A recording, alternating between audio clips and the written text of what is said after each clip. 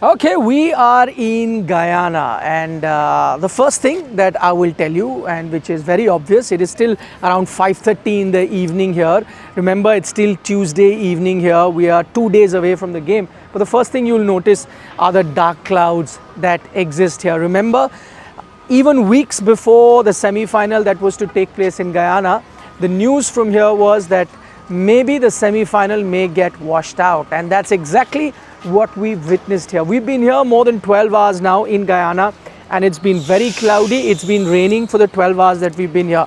Not throughout the 12 hours, it's been raining for, let's say, a period of 4-5 hours put together. So it rains for an hour, then it stops, then maybe rains after a couple of hours, rains again. And we're expecting this sort of a cloudy weather to continue leading up to that semi-final. Just a reminder, we're still about 2 days away from that game. What you see behind me is the ground where the game is going to be played. We are in Providence, Guyana. I'm sure, watching a lot of cricket, you would have heard this, Providence, Guyana. This area is called Providence. That's the stadium where the game is going to be played. You're seeing the floodlights right now, but remember, the floodlights are not going to be used because it's going to be a day game, as it's been the case for the Indian team wherever they've been. So cloudy weather all around, and these are threatening clouds. And as I said, rain is expected even on the game day, which is Thursday. Again, repeating, Tuesday today, Thursday, 2 days to go for the game. What happens if there is rain on the game day? Few things I need to tell you. One, as you know, mostly you need a 5-over match to constitute a legal game. But remember, this is a semi-final, rules have changed. It has to be a minimum of a 10-over game to constitute a game between India and England. Remember, repeat of that semi-final last time around.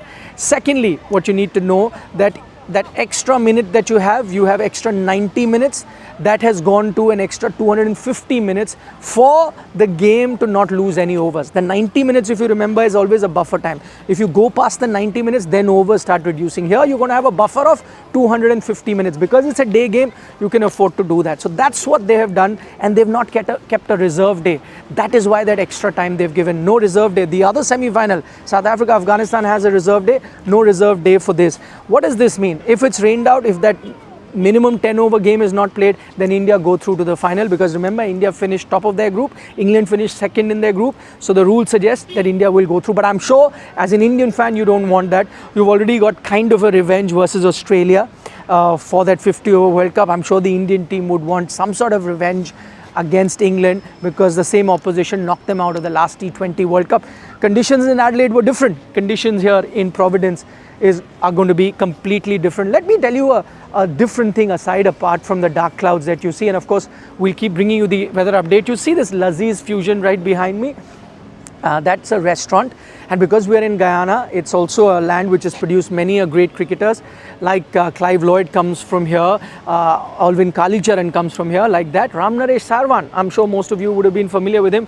That's his restaurant that you see right behind us, and that's where we're going to be heading for dinner tonight, just to pay our tributes to one of the finest players that this country has produced. Remember, I'm not calling this an island. Why I'm not calling this an island? Because everywhere else you go here in West Indies, St. Lucia, Antigua, every place is an island. This is part of the mainland. Guyana is the only Caribbean country that is part of the South American mainland.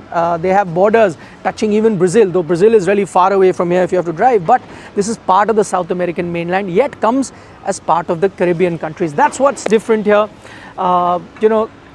Things are slowly and gradually changing. Just a bit of geopolitical stuff for you. This is one of the fastest growing economies in the world, if not the fastest, because they found oil here. It was always considered a third world country, but now things are changing here. One of the fastest growing economies. So that's the latest from Guyana. We'll of course keep bringing you all the latest. Vikrant and I. Vikrant now is camera person, Vikrant Gupta, for me. He's been very kind enough to do that. Also, I know we have to do another quick whiz episode. That is also something that we'll try and do today. For the moment, all I can tell you is, thanks for showering your love on all our World Cup content. Don't forget to subscribe to Sports Today if you haven't already. And